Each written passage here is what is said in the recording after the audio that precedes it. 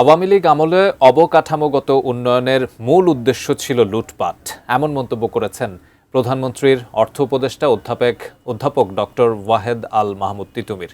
আর মূল্যস্ফীতি নিয়ন্ত্রণ এবারের বাজেটের বড় চ্যালেঞ্জ বলেছেন ডিবেট ফর ডেমোক্রেসির চেয়ারম্যান হাসান আহমেদ চৌধুরী কিরণ। অর্থনৈতিক ব্যবস্থার মধ্যে দিয়ে আমাদের দায়িত্ব গ্রহণ করতে হয়েছে।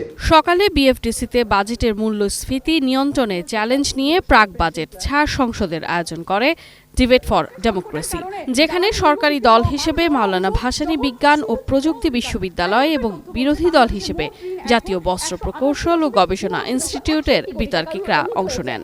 বিরোধী দলের উপর প্রধান দায়িত্ব ছিল বিগত সরকার বিদ্যুৎ ও জ্বালানি খাতকে কুক্ষিগত করে রেখেছিল, যেখান থেকে এখনো বের হওয়া সম্ভব হয়নি, এমন দাবি করেন অনুষ্ঠানের প্রধান অতিথি সরকারের অর্থ ও পরিকল্পনা উপদেষ্টা। অর্থনীতিতে এর প্রভাব কাটাতে বিনিয়োগ বাড়াতে জোর দেন তিনি।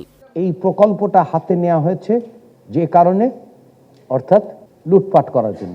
বিনিয়োগ বাড়াতে হবে, এমন একটা আয় থাকতে পারে যাতে আমি ভোগ ব্যয় নিশ্চিত করতে পারি, আমি সঞ্চয় করতে পারি এবং কিছু অংশ ভবিষ্যতের জন্য বিনিয়োগ করতে পারি। অর্থনৈতিক গণতন্ত্র দরকার মন্তব্য করে তিনি বাজেট ঘাটতি রোধে সরকারের পরিকল্পনার কথা জানান। আমাদের সংশোধিত বাজেট পাস হবে, যেটা আমরা উত্তরাধিকার সূত্রে প্রাপ্ত হয়েছি। তারপরে নির্দিষ্টকরণ বিল দেওয়া হবে এবং নির্দিষ্টকরণ বিলের উপরে আলোচনা হবে।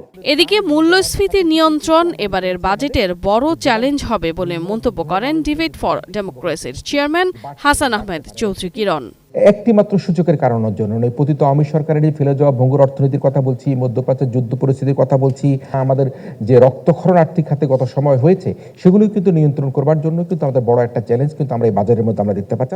তবে বাজেট যাতে জনভোগান্তি না বাড়ায় সেজন্য ব্যবসা বান্ধব অনুকূল পরিবেশ বজায় রেখে শিল্পকে খোলা রাখার পরামর্শও দেন তিনি।